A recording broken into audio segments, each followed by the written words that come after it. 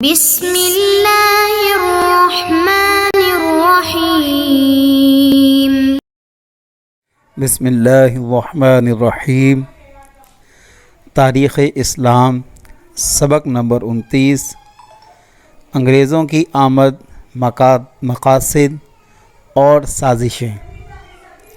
عزیز طلباء، اس سے قبل ہم نے برطانوی عہد حکومت پڑھا تھا اور ایسٹ انڈیا کمپنی کے بارے میں، جو کہ برٹش کمپنی تھی اور جس کا مقصد بظاہر تو یہ تھا کہ وہ تجارت کرنے آئے ہیں، لیکن وہ تجارت کی غرض میں یا اس کی آڑ میں در حقیقت بر صغیر پر قبضہ کرنے آئے تھے۔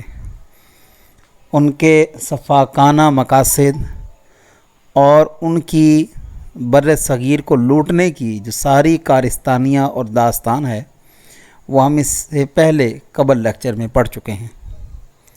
یہاں پر ان کے اب اصل مقاصد کو، ان کی آمد کو اور مسلمانوں کے خلاف جو انہوں نے سازشیں کی، ان پر ہم نظر ڈالیں گے۔ انگریزوں سے قبل ہمیں ہندوستان کے حالات کو جاننا ہوگا کہ تاریخی پس منظر ہمیں کیا بتاتا ہے۔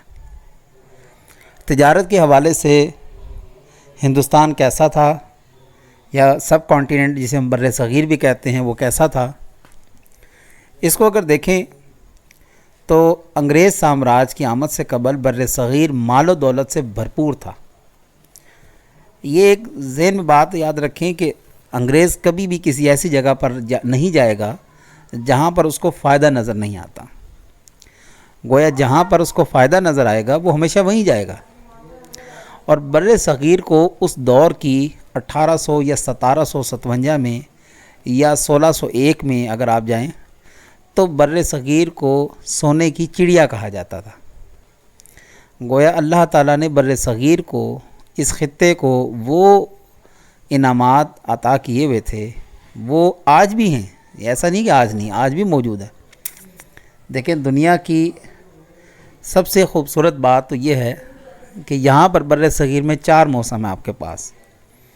سونا آپ کے پاس وافر مقدار میں ہے، گیس آپ کے پاس وافر مقدار میں ہے، تیل آپ کے پاس وافر مقدار میں ہے۔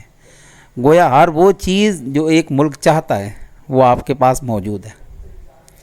تو گویا یہاں کے تاجر بڑے خوشحال تھے اور اجتماعی مفاد کو وہ ترجیح دیتے تھے۔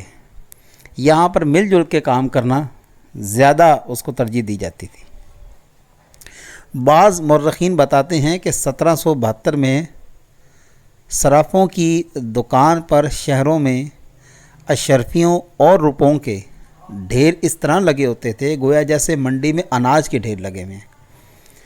ایسا نہیں تھا کہ تاریخ میں کچھ حقائق مسخ ضرور کیے گئے ہیں، جس طرح کہ اگر آپ دیکھیں کچھ لوگ بتاتے ہیں کہ مغلیہ ایمپرر نے، یعنی کہ مغلیہ سلطنت نے بر صغیر کو چوس کے رکھ دیا تھا، جبکہ یہ انتہائی غلط تاریخ ہے۔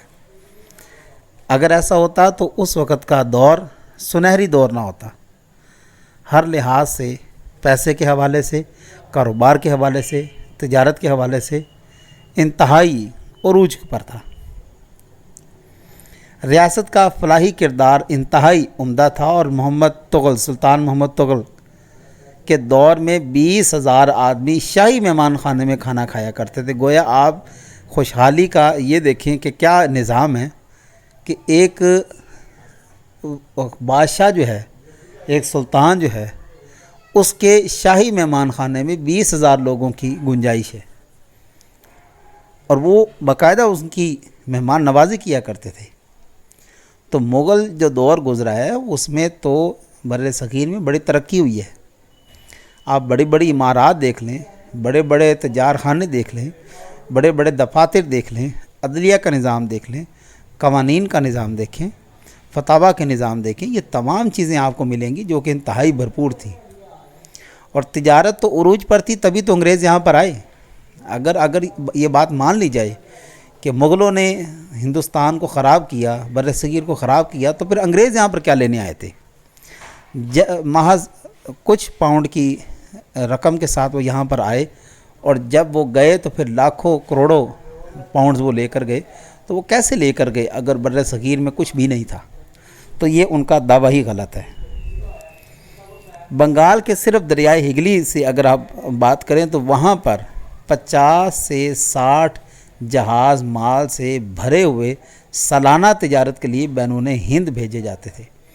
گویا یہیں سے آپ اندازہ لگا لیں، چونکہ بنگال جو ہے وہ بھرپور ہے مچھلی سے، ان کی بندرگاہوں میں مچھلی کا بہت بڑا کاروبار ہے، تو صرف وہاں پر سالانہ 50 سے 60 یہ بہت بڑی بات ہے۔ یہ اصل میں آج کے دور میں تو آپ دیکھیں تو یہ آپ کو معمولی بات لگے گی، لیکن یہ اس دور کی بات ہے کہ اس وقت 50-60 جہاز بہت بڑی ایک اماؤنٹ ہوتی تھی، بہت بڑی ایک رقم ہوتی تھی، بہت بڑا ایک تجارت ہوتی تھی یہ، جو اس وقت صرف بنگال سے ہوتی تھی۔ انگریزوں کے اگر تجارتی معاملات دیکھیں تو وہ انگریز سامراج جو 1601 میں محض 30,000 پاؤنڈ کے ساتھ تجارت شروع کرتے ہیں، اور تقریباً 60 برس تجارت کرنے کے بعد اس قدر دولت مند ہو جاتا ہے کہ انگلستان کے بادشاہ کو 3-4 لاکھ پاؤنڈ بطور نذرانہ پیش کرتے ہیں۔ اب مجھے بتائیں، جو صرف نذرانہ 3-4 لاکھ پاؤنڈ پیش کر رہے ہیں تو ان کی تجارت کس قدر عروج پر ہوگی؟ تو انگریزوں نے خاص طور پہ برطانیہ نے جتنا کھایا ہے بر صغیر کو، اتنا کسی بھی سلطنت نے، کسی بھی حکومت نے، کسی بھی ریاست نے نہیں کھایا، بلکہ سب نے لگایا ہے۔ اور پھر آپ نے پچھلے درس میں یہ پڑھا تھا کہ خاص طور پر برطانیہ نے مغل ایمپرر کی جتنی بھی املاک تھی ان سب پہ قبضہ کر لی اور ان کو اپنے قبضے میں لے لیا۔ انگریز سامراج نے ایسٹ انڈیا کمپنی کے نام سے اس خطے میں پہلی مرتبہ صنعتی اداروں میں مزدوروں کو مالک کے مروجہ ظالمانہ نظام کو متعارف کروایا۔ اس سے قبل ایسا کبھی نہیں تھا۔ اس سے قبل بڑی خوبصورت ایک ریاست چل رہی تھی جو کہ اسلام کے نام پر تھی، جس میں مزدور کو اس کا حق ملتا تھا، ظالم کی کوئی وہاں پر جگہ نہیں تھی، مظلوم کی داد رسی کی جاتی تھی۔ لیکن ایسٹ انڈیا کمپنی نے سوائے ظلم و ستم کے کچھ بھی نہیں کیا۔ اور یہ مرخین تو ایک الگ بات ہے، آپ انڈیا کی آج الگ انڈیا کی اس وقت کی بات نہیں کر رہا، آج کی آپ ہسٹری پڑھ لیں تو ہندوستانی جو اس وقت بڑے انگریزوں کے چہیتے بنتے تھے، آج وہی ہندو جو ہیں وہ چیخ چیخ کے کہتے ہیں کہ یہ انگریز ہمیں کھا گئے۔ آج وہ ہماری لکھی ہوئی جو حقیقت پر مبنی تاریخ ہے اس کو سچ مانتے ہیں، اور وہ کہتے ہیں کہ مسلمانوں نے جو لکھا ہے وہ صحیح لکھا ہے، ان انگریزوں نے ہمارے پلے کچھ چھوڑا نہیں ہے۔ اگر اتنے خوشحال تھے تو بتائیں 1942 میں پھر گاندھی نے ملک چھوڑو تحریک انگریزوں کے خلاف کیوں چلائی؟ کیوں ہندو مسلمان اکٹھے ہو کے انگریزوں کو یہاں سے نکالنے پہ تل پڑے؟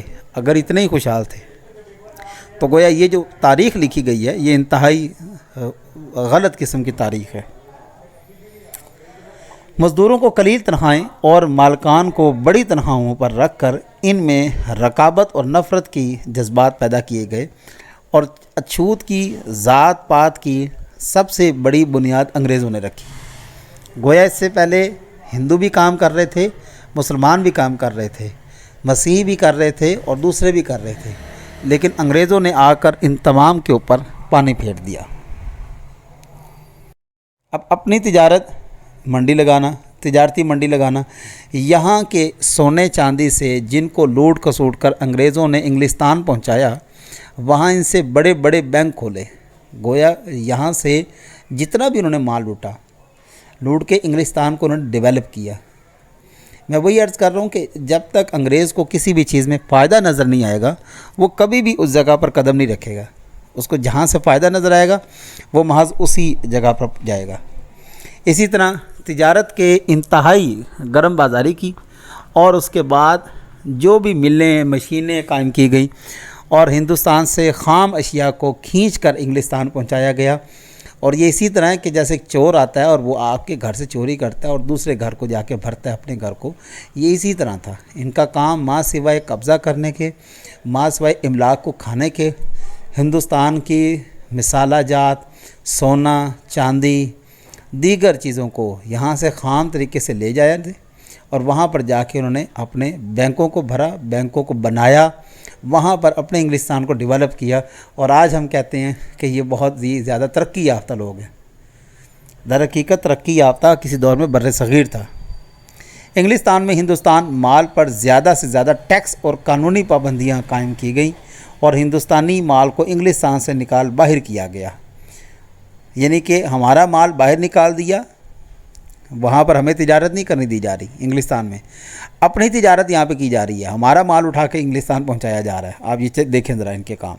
ہندوستان کی صنعت اور تجارت کی بند اور قریب المرگ ہو چکے تھے، اور فری ٹریڈ آزاد تجارت کی پالیسی کا اعلان کیا گیا، اور ہر قسم کی مصنوعات اور تجارتی اشیاء کو نہایت معمولی اور کم سے کم ٹیکس کے ساتھ ہندوستان میں داخل کر کے ہندوستان کو یورپین بالخصوص انگریزی مال کی منڈی بنا دیا گیا۔ یہ ویسے ہی ہے کہ اگر آج بھی آپ دیکھیں، باپ وزیر اعظم ہے، بیٹا وزیر داخلہ ہے، اور اس کا پولٹری فارم ہے، اور انہوں نے چکن کے اوپر ایکسپورٹ کے اوپر جو ہے وہ انتہائی کم ٹیکس رکھا ہوا ہے، لیکن یہاں پر لا کے اس کو مہنگے داموں بیچا جا رہا ہے، 400 روپے کلو بیچا جا رہا ہے۔ اسی طرح انگریزوں نے بھی کیا، اپنا مال انگلستان سے وہ لاتے، اب چونکہ انہوں نے دکھانے کے لیے کہ جی ہم بھی ٹیکس پیئر ہیں، تو انہوں نے کیا کیا، اس کے بڑا کم ٹیکس لگایا۔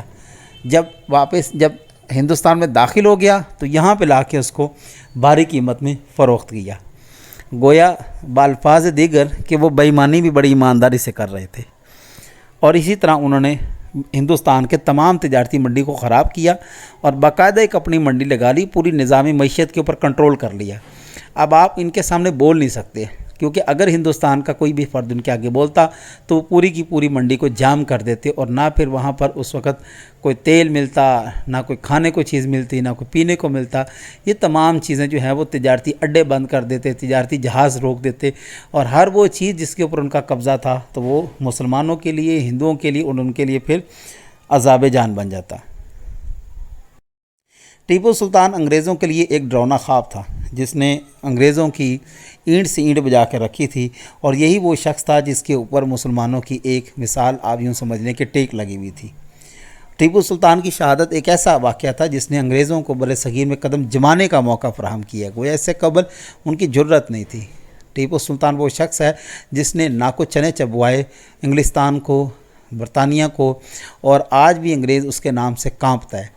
اور تاریخ اگر آپ پڑھیں تو ٹیپو سلطان کی شہادت کے 3 دن تک انگریزوں کی اتنی جرت نہیں تھی کہ وہ اس کی ڈیڈ باڈی کے پاس بھی جائیں، اتنا خوف اور ہراس تھا ٹیپو سلطان کا۔ اب جب ٹیپو سلطان ختم ہو گئے، ان کو شہید کروا دیا گیا، تو اب انگریزوں کے پاس ایسا کوئی شخص نہیں تھا مد مقابل جو ان کا مقابلہ کر سکے، تو گویا ان کا راہ ہموار ہو گئی۔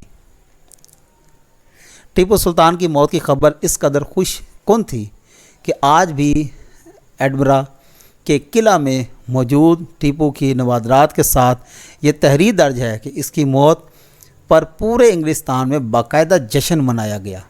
میں پھر وہی عرض کر رہا ہوں، یہ اس قدر ڈراؤنا خواب تھا انگریزوں کے لیے کہ انگریز اس کے نام سے بھی کانپتے تھے۔ اللہ نے اس کو ایسی شجاعت عطا کی تھی، ایسی بہادری عطا کی تھی۔ اس کے بعد انگریز نے ساری توجہ ان مسلمان مدرسوں کو بند کرنے اور ان کو مسمار کرنے اور پابندی لگانے پر مبذول کر دی۔ گویا مدرسے میں دینی علوم نہیں پڑھائے جائیں گے، انگلش پڑھائی جائے گی۔ اور آج بھی آپ ہمارے مدارس میں دیکھیں کہ لوگ دین اسلام سے زیادہ ہماری حکومتیں، چونکہ وہ غلام ہیں، آج بھی غلام ہیں۔ ہمارے مدارس میں دیکھیں، ایک طالب علم جو ضرب یضرب پڑھتا ہے اس کو آپ انگلش پڑھا رہے ہیں، جس نے دین اسلام کے فقہی مسائل کو سمجھنا ہے آپ اس کو مطالعہ پاکستان پڑھا رہے ہیں۔ تو یہ چیزیں آج بھی ہمارے مدارس میں ہیں، اور یہ بدقسمتی ہے کہ ہم اپنے مدارس کے نظام بظاہر تو ہمارے پاس ہیں، لیکن وہ ہمارے کنٹرول میں نہیں ہیں۔ بظاہر تو ہمیں ایسا لگتا ہے کہ مدارس جو ہیں وہ ہمارے انڈر چل رہے ہیں، لیکن ایسا نہیں ہے۔ آج بھی ان کی مرضی کا سلیبس چل رہا ہے، آپ درس نظامی کر رہے ہیں، کرتے رہیں، لیکن وہ اپنا نصاب ضرور شامل حال کریں گے۔ الغرض انگریزوں نے وہ جو سازش کی تھی مدرسوں کو بند کرنے کی، آج بھی آپ دیکھیں تو آپ کو کہیں نہ کہیں وہ چیزیں ضرور ملیں گی۔ علماء کا اعلان جہاد۔ شاہ عبدالعزیز محدث یاک دہلوی نے 1803 میں انگریزوں کے خلاف جہاد کا فتویٰ جاری کیا، اور یہ ایسا فتویٰ تھا، اور یہ واحد وہ شخص تھے جنہوں نے سب سے پہلے انگریزوں کے خلاف اعلان جہاد کیا، اور یہ شاہ ولی اللہ کے بعد یہ وہ پہلے شخص تھے کہ جنہوں نے باقاعدہ طور پر فتویٰ جاری کیا۔ 1857 کی جنگ آزادی میں مولانا فضل حق خیر آبادی کی قیادت میں جہاد کا یہ دوسرا فتویٰ جاری ہوا۔ اسی طرح مولوی کے بارے میں انگریز افواج اور انتظامیہ متفق تھی کہ وہ ان کو شمالی ہند میں سب سے بڑا دشمن تسلیم کرتے تھے۔ گویا ان کے لیے اور کوئی رکاوٹ نہیں تھی ماں سوائے مولوی کے، اور اس وقت کے مولوی سے مراد ایک عالم دین کے ہونے کی حیثیت کے ساتھ ساتھ ایک سیاسی متحرک شخص بھی تھے، جن کا فتوے کی طاقت تھی، جن کی اپنی ایک خودداری تھی کہ جو نہ جھکے نہ بکے۔ ان کو قتل کروایا گیا، شہید کروایا گیا۔ اس کے علاوہ اور غداروں کا اصل میں بہت بڑا کردار ہے، غداروں نے مل کر علماء کا سر قلم کروایا۔ آرکیوز کے اندر موجود ہے دستاویزات میں اس مولوی کا جس قدر خوف اور خط و خطابت میں دکھائی دیتا ہے وہ حیران کن ہے۔ گویا وہ آج بھی ان علماء سے خوف زدہ ہیں، اور ان کی جو تحریر وہ دلیرانہ تحریر جو ہے وہ آج بھی انگریزوں کے دستاویزات میں آپ کو ملے گی۔ نظام جہالت برصغیر پاک و ہند انگریزوں کی آمد نے جہاں نظام سیاست کے ساتھ ساتھ کم و بیش زندگی کا ہر شعبہ تہ و بال کر دیا، اسی طرح وہاں پر تعلیمی شعبے کو متاثر ہونا ایک لازمی بات تھی۔ گویا بقول ڈاکٹر احسن اقبال کے وہ فرماتے ہیں کہ انگریزوں کی پوری کوشش یہ تھی کہ ہندوستانی باشندے زیادہ سے زیادہ جاہل رہیں، چونکہ جتنے وہ جاہل رہیں گے اتنے اچھے غلام بھی رہیں گے۔ جان گئے، علم آ گیا تو میں بھی وہ غلامی سے اپنے آپ کو چھڑا لیں گے، اور یہ کوئی دور بات نہیں ہے۔ آج بھی اگر آپ دیکھیں تو ہم ذہنی طور پر مکمل کے مکمل غلام ہیں، اگرچہ ہم کھا آزادہ نہ رہیں، پی آزادہ نہ رہیں، لیکن ہماری سوچ، ہمارا نظریہ آج بھی غلام ہے۔